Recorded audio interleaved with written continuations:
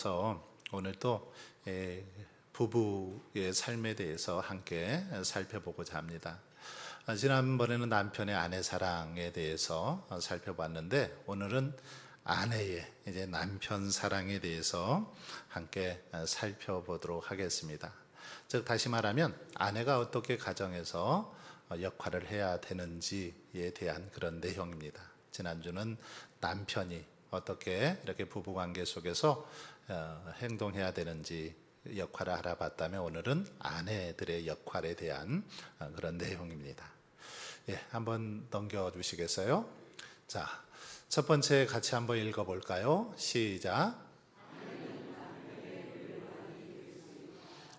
아내는 남편의 면류관이 될 수 있다. 이렇게 말하고 있습니다. 될 수 있다. 이렇게 했어요. 된다가 아니라 될 수 있다. 이 말은 아내가 어떻게 역할을 하느냐에 따라서 면류관이 될 수도 있고 안 될 수도 있다. 이런 말입니다. 그러니까 아내가 가정에서 또 남편을 어떻게 섬기고 어떻게 역할을 하느냐에 따라서 면류관을 이렇게 쓸 수도 있고 그렇지 않을 수도 있다라는 거죠. 면류관이 뭡니까? 면류관. 우리 기독교인들은 크리스찬들은 참 많이 들어보는 단어이죠. 면류관. 특별히 가시면류관. 주님이 쓰셨던 가시면류관 또 있지만 원래 면류관이 뭐냐면 왕들이 임금들이 이렇게 정복을 입을 때 그 정복을 골용포라고 하죠. 용포라고도 하는데 이 용포를 입고 머리에 썼던 관, 그 관을 면류관이라고 했습니다. 그래서 왕들이 썼던 관인데 우리가 아내들이 이렇게 아내의 역할을 잘 감당할 때 면류관이 될 수 있다는 겁니다. 남편의 면류관이 될 수 있다. 그러니까 아내의 역할이 얼마나 중요한지를 가르쳐 주는 그런 말씀이죠. 아내가 어떻게 하느냐에 따라서 면류관이 되기도 하고 그렇지 않을 수도 있다. 이런 말씀입니다. 자, 그 다음 보시면 같이 한번 읽겠습니다. 시작. 아내가 남편을 가정의 머리로 인정하고 질서에 따라 행동할 때 부부는 세상을 이기는 강한 힘을 갖게 된다. 그렇죠. 아내가 남편을 가정의 머리로 인정하고 지난번에도 한번 살펴봤던 것 같은데 창조의 원리입니다. 하나님께서 그렇게 만드셨어요. 여러분들이 우리 여성분들이 예배도 더 많이 드리고 계신데 여자분들이 볼 때 그런 분들이 있을 줄 모르겠어요. 자기들이 볼 때는 남편이 자기보다 좀 모든 면에서 외모도 떨어지고 능력도 떨어지고 모든 면에서 좀 떨어진다라고 보일 수도 있습니다. 하지만 그럼에도 불구하고 하나님께서는 남편을 머리로, 아내의 머리로, 가정의 머리로 그렇게 세워주셨다라는 거죠. 그래서 이것을 인정해야 된다는 것입니다. 인정하고 질서에 따라 행동할 때, 하나님의 그 창조 질서에 따라서 행동할 때 부부는 어떻게 해요? 세상을 이끄는, 이렇게 세상을 이끌어가는 아주 강한 힘을 갖게 된다. 그렇게 말씀하고 있습니다. 서로 부부가, 남편과 아내가 이렇게 하나 되어서 창조 질서에 따라서 그렇게 서로 또 섬기며 사랑하며 함께 할 때 세상을 이끄는 아주 강한 힘을 갖게 되고 세상에 선한 영향력을 끼치는 그런 삶을 살 수 있다라는 사실을 보여줍니다. 자, 그 다음 넘어가 보겠습니다. 잠언 12장 4절 말씀인데요. 같이 한번 읽어볼까요? 시작.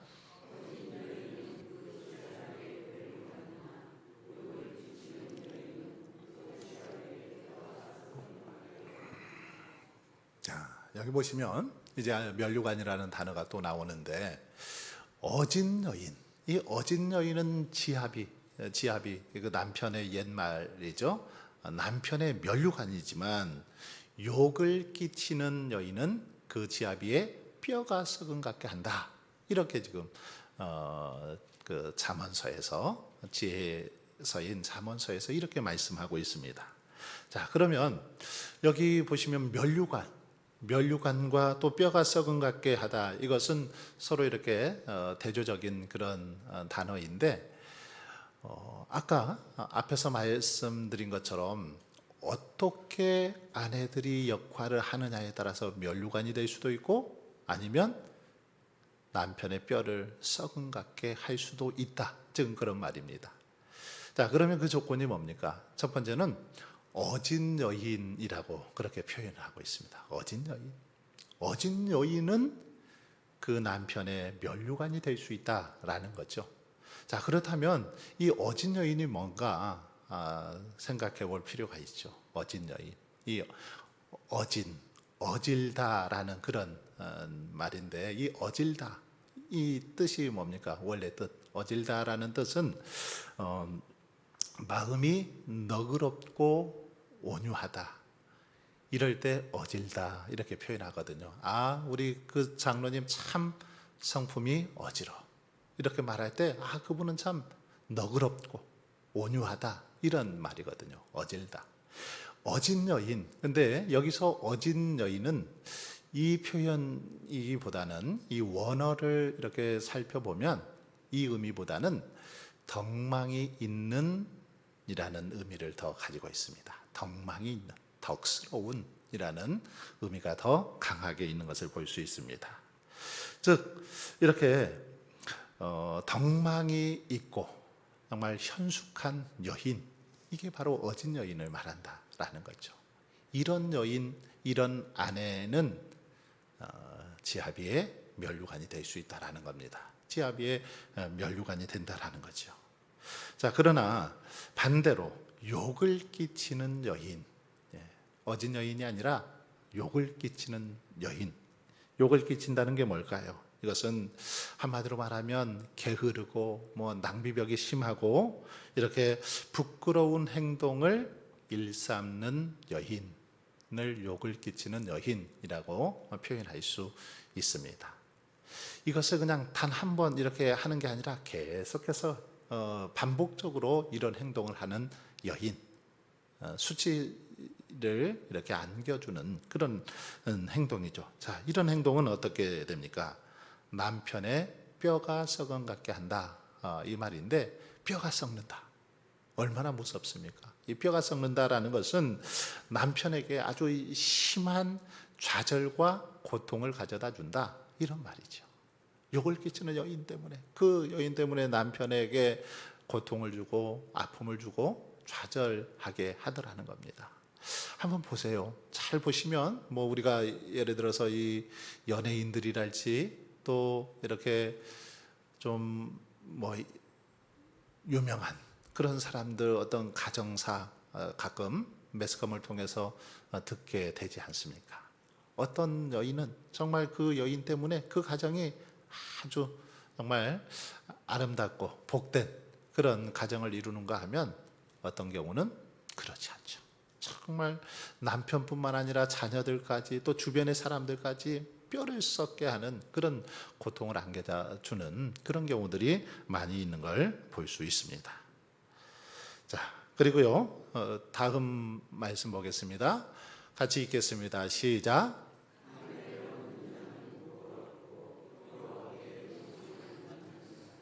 자, 여기 보면 아내를 얻는 자는 복을 얻고 여호와께 은총을 받는 자다.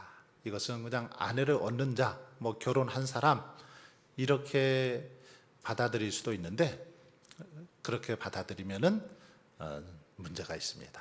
아내를 얻는 자, 아내만 얻었다고 다 복이 있습니까? 다 은총을 받습니까? 그렇지 않죠. 잘 만나야 되죠. 좋은 아내를 만나야 됩니다. 좋은 남편을 만나야 되죠. 결혼해도 그냥 결혼만 하면 다 행복하고 잘 살면 누구라도 결혼하고 싶어 할 겁니다. 그런데 그게 잘 안 되죠. 중요한 것은 좋은 아내, 좋은 남편을 만나는 건데, 여기 이렇게 원어에 보면, 그래서 아내를 얻는 자는 이 앞에 좋은이라는 단어가 빠져 있습니다. 원래는 이 좋은 아내, 그러니까 하나님께서 하나님의 말씀대로 이렇게 하나님의 뜻대로 어질고 정말 하나님 말씀대로 그렇게 남편을 섬기고 가정을 섬기는 좋은 아내를 얻는 자, 그런 사람이 복이 있다라는 거죠. 잘못된 그런 아내를 얻으면 복 얻지 못하는 거 아니겠습니까? 그래서 좋은 아내를 얻는 자는 복을 얻고 여호와께 은총을 받는다, 이렇게 말하고 있습니다. 바로 현숙한 여인, 좋은 아내를 얻는 사람은 가족들에게 기쁨을 주고 평안을 주기 때문에 이런 은총을 받게 되는 거죠. 자, 그 다음 보겠습니다. 에베소서 5장 22절, 24절 같이 한번 읽어보겠습니다. 시작.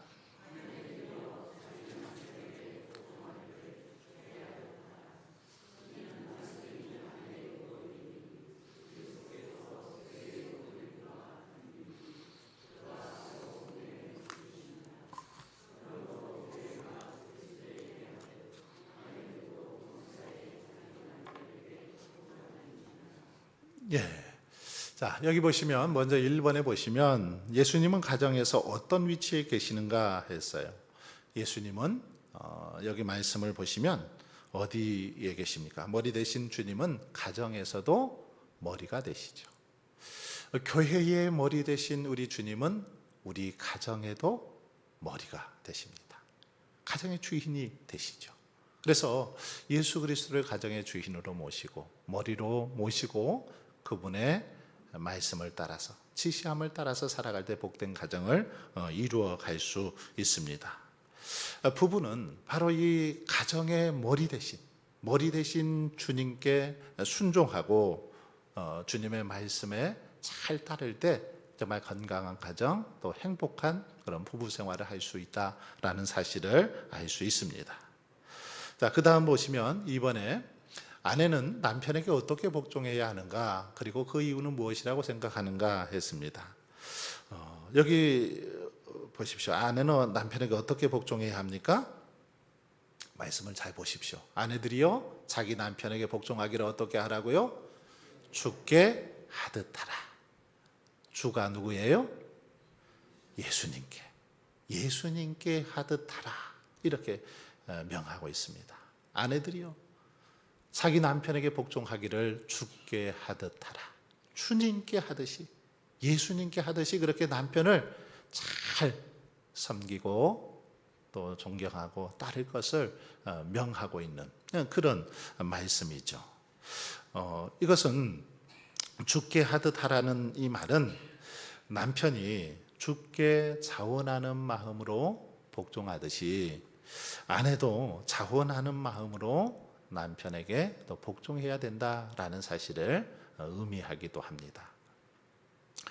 남편이 주님께 자원하는 마음으로 복종하는 것처럼 아내들 역시도 그렇게 해야 된다라는 것이죠. 그럴 때 정말 행복한 가정을 이루어갈 수 있습니다. 자, 그 다음 넘어가겠습니다. 디도서, 오늘 우리가 읽었던 말씀인데 여기 다시 한번 읽어보겠습니다. 시작.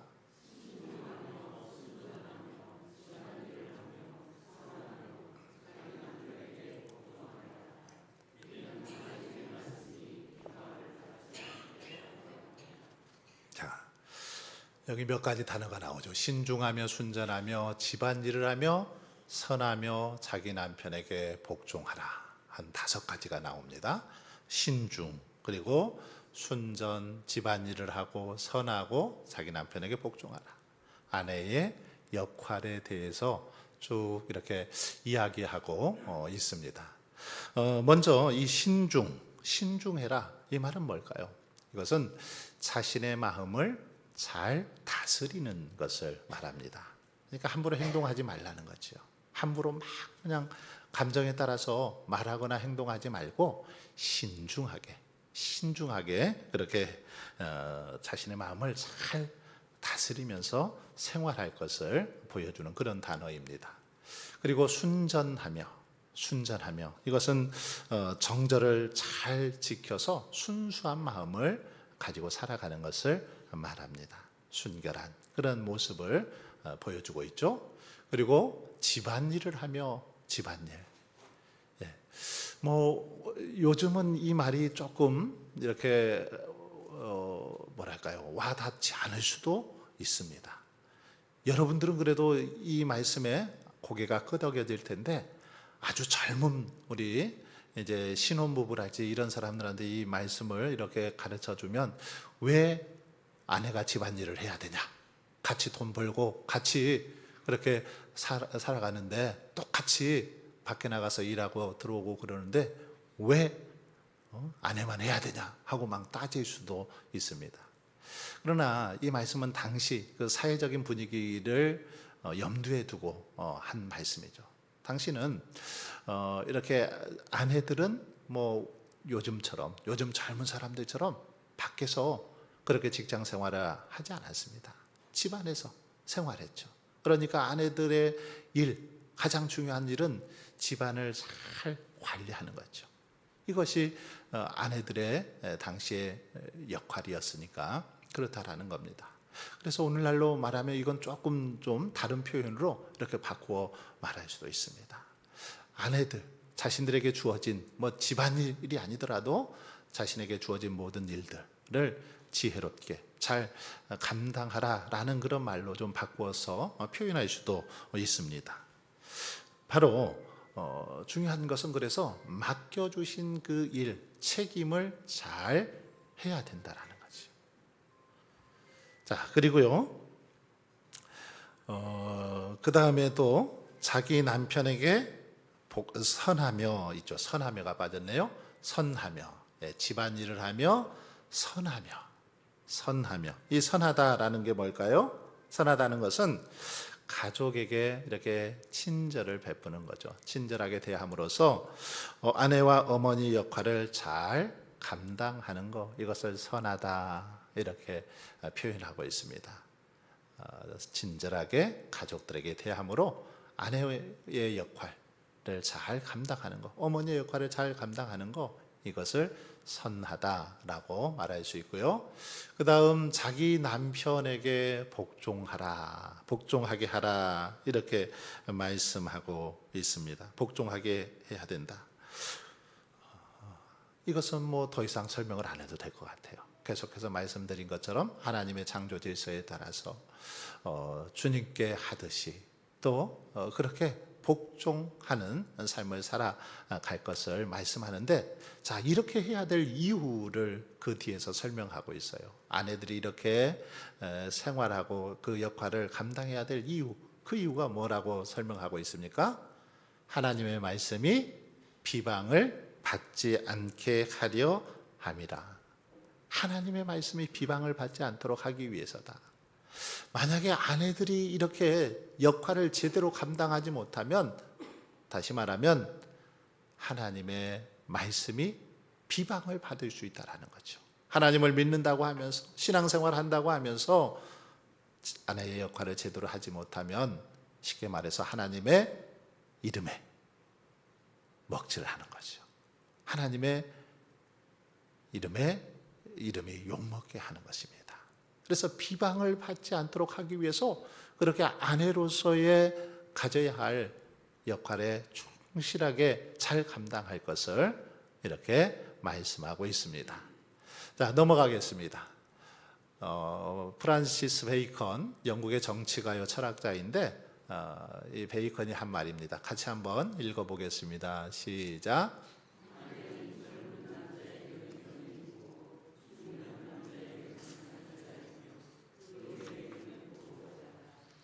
예, 이 아내에 대해서 베이컨이 스스로 좀 이렇게 정리를 한 것 같습니다. 아내는 젊은 남자에게는 연인과 같은 존재라는 것입니다. 그리고 중년 남자에게는 반려자, 인생의 동반자, 반려자이죠. 그리고 노인에게는 보호자다. 이 말을 조금 더 다른 말로 표현하면 어떻게 표현할 수 있을까요? 한마디로 말하면 이 아내들은 아주 꼭 필요한 사람들이라는 겁니다. 꼭 필요한. 젊은 사람에게는 이런 모습으로, 또 중년의 남자에게는 이런 모습으로, 노년의 남자에게는 이런 모습으로 아내의 역할이 있고 또 필요하다, 이 사실을 보여주고 있는 그런 말이죠. 아내의 역할이 얼마나 중요한지를 보여주는 그런 말이기도 합니다. 그래서 이렇게 때에 따라서 젊은 사람에게는 연인처럼, 중년의 남자에게는 반려자처럼, 그리고 또 노인에게는 보호자처럼 아내들의 역할을 잘 감당해야 될 것을 가르쳐주는 그런 말씀입니다. 자, 그 다음 넘어가 보겠습니다. 자, 같이 1번 읽어보겠습니다. 시작. 예, 그렇죠. 현숙한 아내를 얻은 남편은 복받은 사람이다. 예, 맞습니다. 현숙한 아내, 좋은 아내를 얻는 사람이야말로 가장 큰 복을 받은 사람인 줄 믿습니다. 예, 아멘이 조금 작았어요. 우리 다시 한번 제가 해보겠습니다. 현숙한 아내를 얻은 남편은 복받은 사람입니다. 예, 어유, 우리 전 집사님이 새삼 느끼신 것 같아요. 새삼. 현 집사님이 병원에 몇 달 동안 계시면서 집사님이 정말 현 집사님의 그 필요를 많이 느끼신 것 같아요. 그래서 막 큰 소리로 아멘 하셨는데 아마 저보다 더 크게 하셔야 될 것 같아요. 정말 그렇습니다. 좋은 아내, 좋은 남편을 얻는 거야말로 가장 큰 은혜요, 축복인 것이죠. 자, 두 번째는 아내는 주께 하듯 남편에게 순종해야 한다. 그래서 주님께 하듯이 주님을 섬기는 마음으로 그렇게 섬길 때 그 가정은 행복하지 않을 수가 없죠. 자, 그리고 세 번째는 부부가 함께 가정의 머리 대신 주님께 순종할 때 건강한 가정을 이룰 수 있다. 네, 건강한 가정은 부부가 함께 한 마음이 되어서 그렇게 머리 대신 주님께 순종하며 나아갈 때 행복한 가정 이루어갈 수 있고요. 자, 마지막 같이 읽겠습니다. 시작.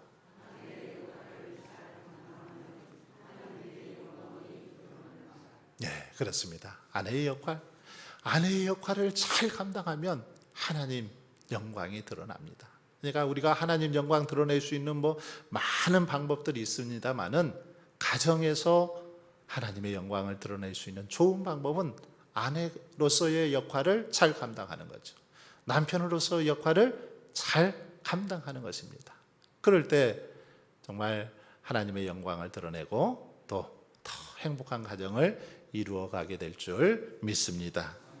바라기는 다시 한번 이 말씀을 기억하면서 우리 아내들이 정말 주님께 하듯이 그렇게 또 순종하고 함께 서로 협력해서 더욱더 행복하고 아름다운 그런 가정을 이루어갈 수 있기를 주님의 이름으로 축원합니다. 다 함께